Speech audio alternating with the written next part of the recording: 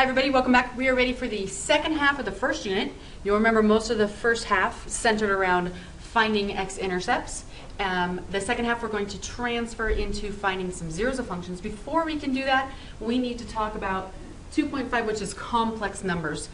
You'll notice how many of these learning targets are covered in the Common Core Algebra 2. So again, we've got moving students, we've got students who maybe didn't take Algebra 2 at Air Academy. So just so you're aware, these targets, there'll be some practice problems like these on your homework assignment, but for right now we're just going to jump into doing some new things with pre-calculus. Okay, so let's get right on into it. Okay, a complex number is made up of real numbers and imaginary numbers, and they're separated with an addition or a subtraction sign. So we say that they look like a plus b I, and you want to make sure that you can tell that your I is not a variable, but a little bit of an italic will help distinguish it from a 1. Okay, whenever you add, subtract, multiply, or divide complex numbers, your answer is going to be in the form of a complex number as well. Now again, addition, subtraction, and multiplication of complex numbers should maybe have happened in Algebra 2. If you took Honors Algebra 2 at Air Academy, you should have also divided complex numbers. You may or may not have also talked about something called a complex conjugate. Okay, the complex conjugate of a plus bi is simply a minus bi. What you're going to do is you're going to change the sign, take the opposite, for the imaginary portion of the number. Remember, this whole thing is one number, it just has a plus in it. Complex conjugates are very helpful. They're used for two reasons. First of all, use complex numbers to divide complex numbers using the complex conjugate of the denominator. I'll just abbreviate conjugate there. So I'll show you that example here in a minute. And then the second reason we use it, this is really going to be with our lesson 2.6, I believe it is, the next lesson. Complex solutions or zeros or roots to polynomial functions will always occur as conjugate pairs. So there'll be more on that in the next lesson, but basically if I have something that says x equals 2 minus 3i, I immediately know that I also have x equals 2 plus 3i. Okay, so a little bit of preview there. Today, again, we're just focusing on complex numbers, okay, some operations with them. So first thing we want to be able to do is we want to be able to divide complex numbers. We're going to be sure to write our answer as another complex number. Now it's very, very tempting. People really like to try to cancel. You may not cancel when there is a plus or a minus there. Don't do it. You'll break the rules of algebra. You'll get the problem wrong. Okay? So to divide, we're going to use that complex conjugate. Okay? So if I have the number 5 plus 8i and I'm going to divide it by the number negative 7 plus 2i, I'm going to multiply the top and bottom by the complex conjugate of the bottom, of the denominator, which would simply be negative 7 minus 2i. Negative 7 minus 2i. Now, you want to keep in mind that these work similarly to binomials. So when I multiply, I'm taking two terms times two terms, and I'm going to have to do a little bit of FOIL, distributing, whatever you want to call it. Okay? So now we are ready to go ahead and go 5 times negative 7 is going to be our negative 35. 5 times a negative 2 is going to be our negative 10i. And then we'll go ahead and distribute our 8i. When I take an I term times real number, it just multiplies the coefficient of that I term. So 8i times negative 7 is negative 56i. We're similar to a variable. 8i times negative 2i would be a negative 16i squared. We'll come back to that in a minute. Okay, and then we'll go ahead and do the denominator. Now notice that in the denominator, we really do have our a plus b form and our a minus b form from factoring. And if you remember, when I multiply those two things together, I get a squared minus b squared. So that might be a nice little shortcut for you when you are multiplying. So I'm going to have a negative 7 squared, and I'm going to have a 2i squared. Okay? You can also just boil it all out and have all four terms. We're going to end up in the same place. All right, so let's come on down and do a little bit of simplification. Well, I've got a negative 35, and I've got a negative 10 and a negative 56, negative 66i. I don't have Mr. Leckie here to double check me, so let me double check that for you. Okay, that looks good. And then what's going to happen with this I squared? Well, you remember from the first slide that I is simply the square root of negative 1. So if I square both sides of that equation, then I squared must be a negative 1 itself. It turns into a real number. So in effect, it's like saying negative 16 times a negative 1, which basically changes the sign of the 16.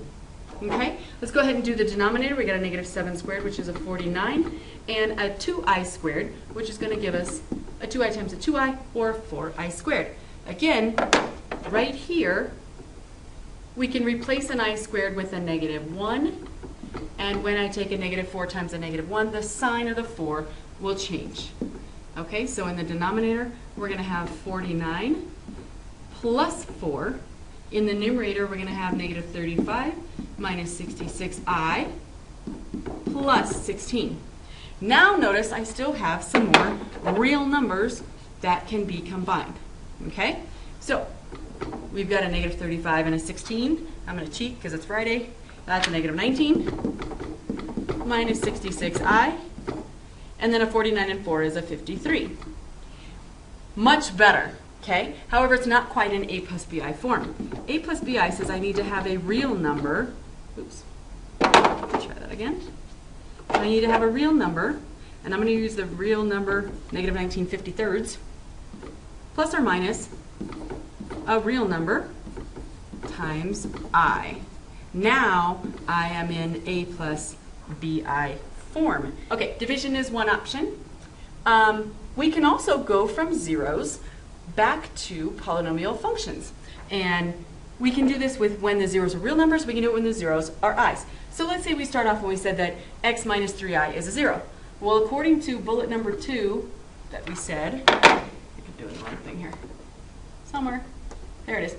That tells us that the complex conjugate is also a 0. So if I have x equals negative 3 minus 2i is a 0, then I immediately know, even though they didn't tell me, that 3 plus 2i is also a 0. Now, funny thing about zeros. Let's say I have a quadratic and it crosses at 2. Okay?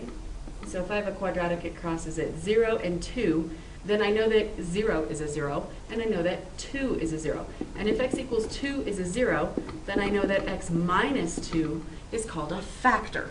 Okay? So let's make sure we have that foundation before we go ahead and do that with our factors. Notice it's x minus whatever the 0 was. This 0 went straight into there, but because it's a complex number and has two pieces, I need the parentheses. Okay? The second factor, because there are two zeros, there will be two factors, and the second factor is that 3 plus 2i. There it is right there, and notice the plus is the complex conjugate. Okay, so if I have factors, how am I going to get back to a quadratic function in standard form? Standard form means there's no parentheses. So we're going to go ahead and write our function now. And our function is going to be y equals or f of x equals, either way. And all I have to do is take the factors and multiply them by each other. So I'm going to have x minus the 0, 3 minus 2i, and x minus the 0, 3 plus 2i. Okay? All right. Now, there's a couple of different ways to do this. But the first step, no matter which way you're doing it, is to go ahead and distribute your negative. So let's go x minus 3 plus 2i.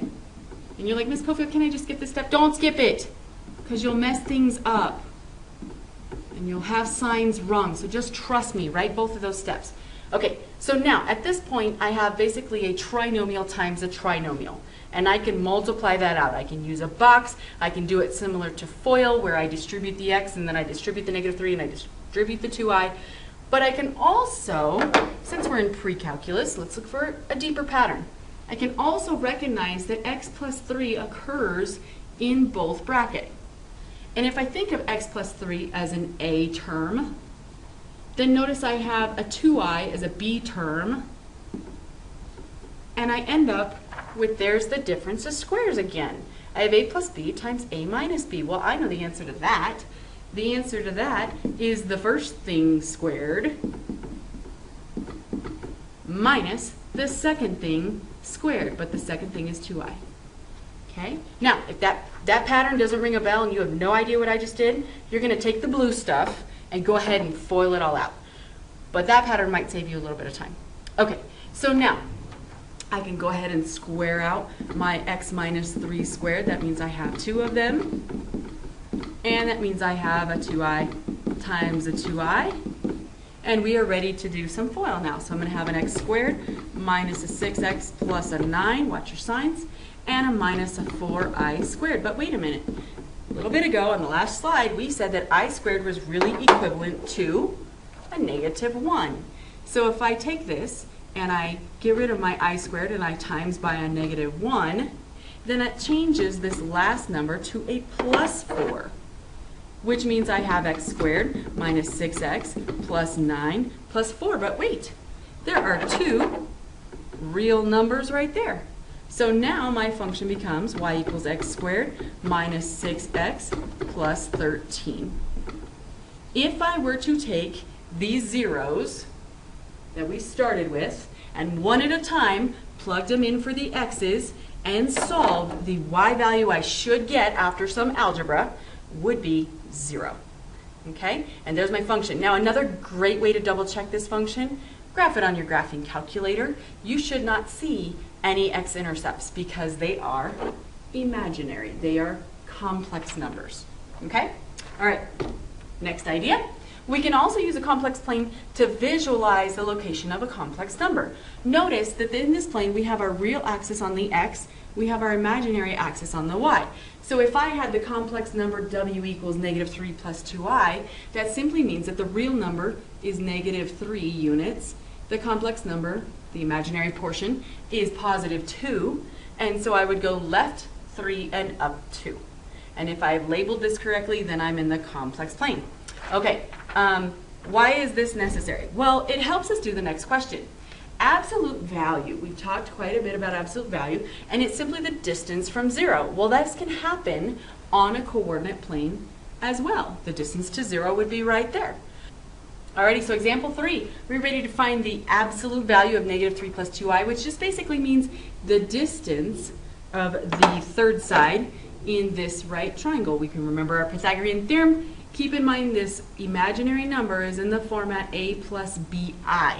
So I do not need the I only need the a and the b, because one is one side of the triangle and the other is the other side of the triangle. So I'm going to do the square root of a squared plus b squared. That is Pythagorean theorem. So I'm going to have a negative 3 squared, and I'm going to have a 2 squared.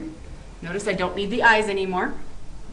And then we're going to have a square root of 9 plus 4. 9 plus 4 is 13, and the square root of 13 will be my final answer. There's my distance. Okay? All right. What else can we do? Well, sometimes when we're in the complex plane, there are certain geometric measurements that become much easier to remember. I don't know if you remember the distance formula, the big old long square root of x minus x squared plus blah, blah, blah, blah, blah. Okay, we don't need that in the complex plane. We can simply remember it's the absolute value of the u complex number minus the v complex number. Okay? Same thing with midpoint. Think of midpoint as an average, and it's going to be the add them up, divide by 2. All right, let's give it a try. First thing we need to do is be able to graph. Okay, so we're going to plot our points. My u has a real component of 4, an imaginary component of negative 3, so I'm going to go to the right 4. I'm going to go down 3, and there will be my u complex number. Alrighty, now we are ready for the v. I've got 1 and 2i, so there's my v number. What we are looking for on letter v is the distance from u to v. Okay? Now again, that's going to make our little right triangle, or we can simply use the absolute value of u minus v. That was our formula. Okay? So let's go ahead and plug in our stuff. We're going to have the absolute value of the u complex number, which was 4 minus 3i. And then we're going to subtract the v complex number. Now be careful. Obviously, we're going to need some parentheses. Maybe it's not so obvious. We're going to need some parentheses. Okay, now we have it set up and we are ready to go. It's the absolute value of 4 minus 3i minus a 1 minus a 2i. And if I combine my like terms, I'm going to have the absolute value of 3 minus 5i. But wait, what is the absolute value of 3 minus 5i? That's me saying I need the distance. The distance came from the Pythagorean theorem. Remember, my a is 3, my b is that negative 5, and there's my I. So I'm ready to find the square root now of a squared plus b squared. And I've got the square root of 3 squared plus 5 squared, so I've got 9 and 25, and that's going to give me the square root of 34. Now I'm done with my distance, and I never had to use the distance formula that we're aware of from the Cartesian.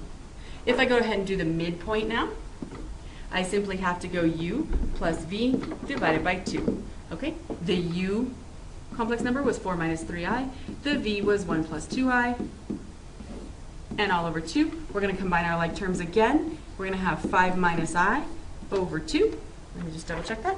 And of course, if you wanted to write it in a plus bi form, technically, it would be 5 halves minus 1 half I. And I would accept either of those two answers. So we've done a little bit with our complex numbers. We talked a little bit about zeros and polynomials and how to get to a factor. And I'll see you in class.